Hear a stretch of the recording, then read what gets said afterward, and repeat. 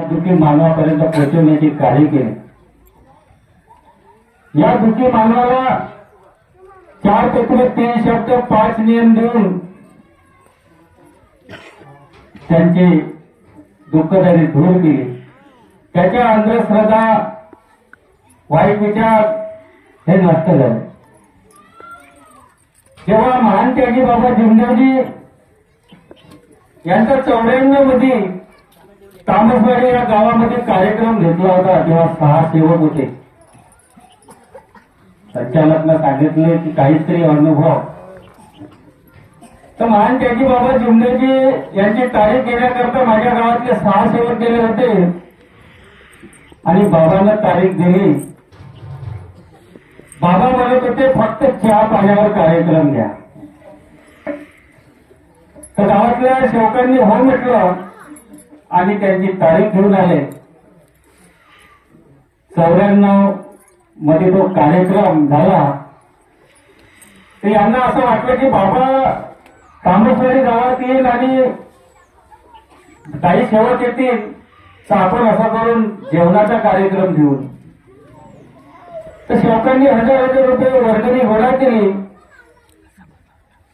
आणि तो कार्यक्रम केला. पण तो अनुभव असा आहे की शब्दामध्ये भगवान आहे.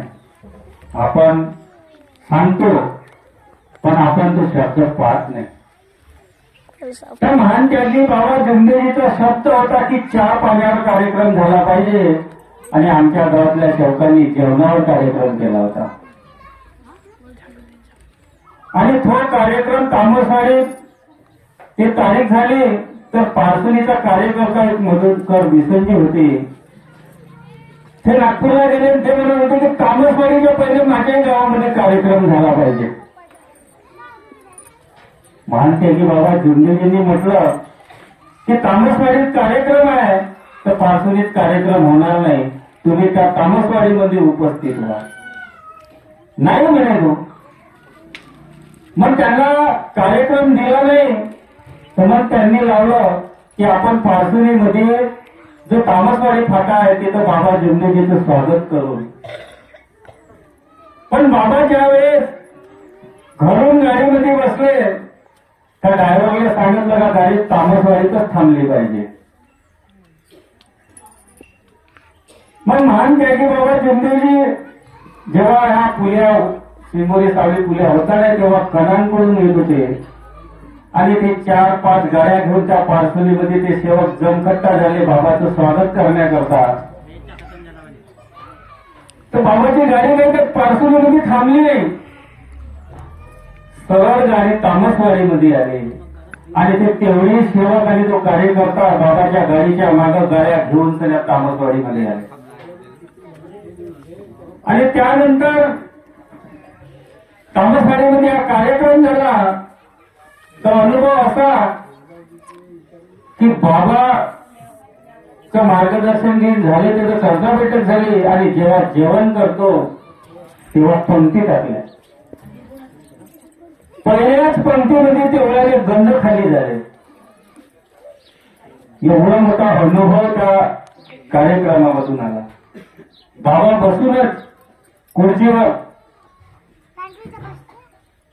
तर जो स्वयंपाक केला होता त्याचे पुरेचे पुरे गंध खाली झाले आणि सेवक धावपळ मचली. कोणी म्हणते त्या आचार्याकडे जा, कोणी म्हणते तांदूळ टाका, कोणी म्हणते पाणी आणा, अशी धावपळ मचून गेली त्या कार्यक्रमामध्ये. तो अनुभव महान त्यागी बाबा जिमदेवजी त्यांच्या शब्दाचा शब्दावर कसे कार्य करते परमेश्वर. शब्द दिला होता चाय पाण्याचा आणि सेवकांचा शब्द त्यांचा तोडला आणि जेवणाचा कार्यक्रम ठेवला. पहिल्याच पंक्तीमध्ये पूर्ण जेवण खतम झालं. बाबा बसूनच होते आणि तोच पार्सलीचा कार्यकर्ता त्या कार्यक्रमातून 50 सेवक वापस घेऊन गेला. सांगा, हे सेवकाची वृत्ती आहे आणि अनुभव या मार्गाचे. म्हणून या मार्गामध्ये शब्दावर परमेश्वरी कृपा कार्य करते.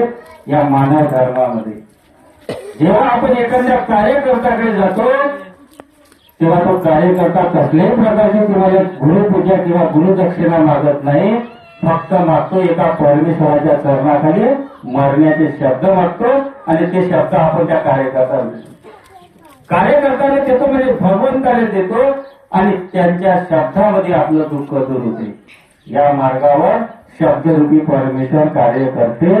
म्हणून प्रत्येकाने कसं बोलायचं आहे, कसं चालायचं आहे, कसे शब्द मुखातून काढायचे आहे याची भान ठेवली पाहिजे. या चर्चा बैठकीमध्ये प्रत्येक सेवकाने मार्गदर्शनाचा आदेश देतो. प्रत्येक सेवक एका माईकवर येऊन म्हणतो की आपण सगळे मिळून प्रणाम करू, भगवत कृपा उभी आहे. मग आपण प्रणाम केला, भगवत कृपा उभी आहे, तर आपण कसं बोललो पाहिजे, कसे आपल्या मुखातून शब्द सुटले पाहिजे, आपण त्या शब्दाची भान ठेवली पाहिजे. कारण बाबा उपस्थित आहे, आम्ही बोलतो आणि आम्ही फसतो. मग फसण्याविरुद्ध थोडंसं बंधन ठेवलं पाहिजे. कारण शब्द सर्वच काही आहे. त्या शब्दाला ना हात आहे ना पाय आहे. त्यामुळे शब्द का करू शकते याची जाणीव आपल्या सेवकांना झाली पाहिजे. त्या शब्दाला हात आहे आणि ना पाय आहे, पण हे शब्द तुतारीवर तलवारीसारखे शस्त्र प्रत्येक सेवकापाशी आहे. या शब्दाचा वापर जर चांगल्या कामासाठी केला तर त्याचे परिणाम चांगलेच होतात आणि या शब्दाचा वाईट वापर जर केला तर त्याचे परिणाम वाईटच होतात. कारण शब्द तशी एक शक्ती आहे, ती ताकद आहे. शब्द वापरणाऱ्याचे स्थान विकसित करते.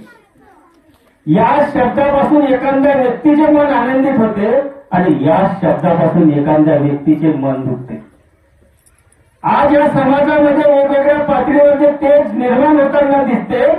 त्याचे मुख्य कारण म्हणजे शब्दाचे केलेले गैरवापर. समोरच्या व्यक्तीला उदाट बोलले, मनावर घाव घालणारे आणि मनाला छेद देणारे असे शब्द बोलण्यामुळे ती व्यक्ती आनंदित होत नाही, ते दुखवली जाते. म्हणून महान त्यागी बाबा जुंजाजींनी सांगितलं आहे की औषधावर काम करणार, प्रेमाची फुंकर घालणारे आणि औषधावर काम करणारे जर शब्द वापरले तर समोरची व्यक्ती आपले झाल्याशिवाय राहणार नाही. कारण या मार्गामध्ये शब्दावर कृपा उभी आहे. हे महान त्यागी बाबा जुंजाजीची शिकवण आहे. सर्वच आपल्यापाशी आहे. कारण आत्मा हा परमात्मा आहे, प्रत्येकाजवळ परमेश्वर आहे. कारण त्या परमेश्वराने आपल्याला निर्माण केल्यामुळे आपल्या सर्वाचा विधाता तो एकच भगवान आहे. त्या परमेश्वराने आपल्या मनाला बुद्धी दिली, चांगले विचार दिले, आत्मानुभव, आत्मज्ञान. प्रत्येक सेवकाला ज्ञान दिलं आहे. म्हणून प्रत्येक सेवकाने महान त्यागी बाबा जुंजाजी जागवण्याचे कार्य करत होते. जेव्हा मानव आपल्या कुटुंबाचा परपंच चालवण्याकरता आपले जीवन व्यतीत करतो, पण त्यांच्या कुटुंबातील सर्व लोकांनी आपल्या कुटुंबामध्ये सत्य, मर्यादा, प्रेमाची वागणूक ठेवली पाहिजे. तरच त्याच्या कुटुंबामध्ये परमेश्वरी भगवत कृपा टिकू शकते, अन्यथा टिकू शकत नाही. कारण त्या परमेश्वराला तेच प्रिय आहे. सत्य, मर्यादा आणि प्रेम हे प्रत्येकाच्या कुटुंबामध्ये पाहिजे, तरच परमेश्वरी कृपा टिकू शकते. आम्ही मार्गात आलो, मार्ग घेतला, आमचं दुःख दूर झालं, दुबारा दुःख आमच्यावर येणार नाही असा प्रसंग नाही. या मार्गामध्ये दुःख दूर झाले पण पुन्हा दुःख येत आहे. प्रत्येक सेवकाला अनुभव आहे. कारण महान त्यागी बाबा जुंजाजींनी म्हटलंय की या मार्गामध्ये जो प्रवेश करते आणि जो त्या कार्यकर्त्याकडे गेला त्याच्याकडे पहिल्या दिवशी जे दुःख सांगितलं ते दुःख दूर झाल्यानंतर दुबारा तुमच्यावर दुःख येणार नाही आणि येईन तर त्याचा जिम्मेदार मी राहीन असं महान त्यागी बाबा जुंजाजींनी म्हटलं आहे. तुम्ही 4 नंबर कॅसेट मध्ये महान त्यागी बाबा जुंजाजीचं मार्गदर्शन ऐकून घ्या.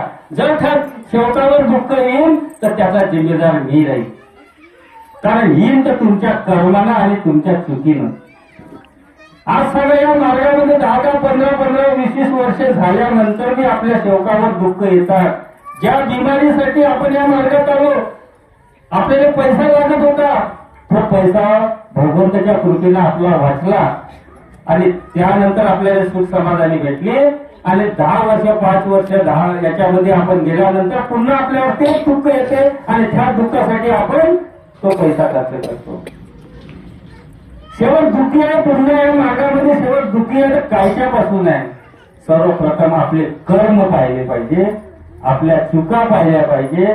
चूक लक्षात जर येत नसेल तर आत्मसंशोधन केलं पाहिजे. बाबांनी सांगितलंय का चूक जर लक्षात येत नसेल तर तुम्ही आत्मसंशोधन करा, कारण त्या दुःखातून तुमची सुटका होते.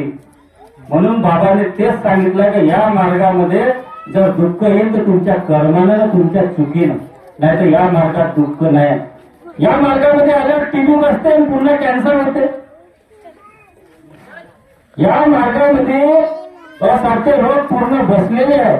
अनुभवी सेवक आहे, आपापलं मार्गदर्शन सांगते. प्रत्येक जण वेगवेगळ्या दुःखाच्या कारणाने या मार्गामध्ये आला आहे आणि त्याला सुख समाधानी भेटली आहे. सुख समाधानी भेटल्यावर त्याची टीबी बसली तर कॅन्सर कसा झाला?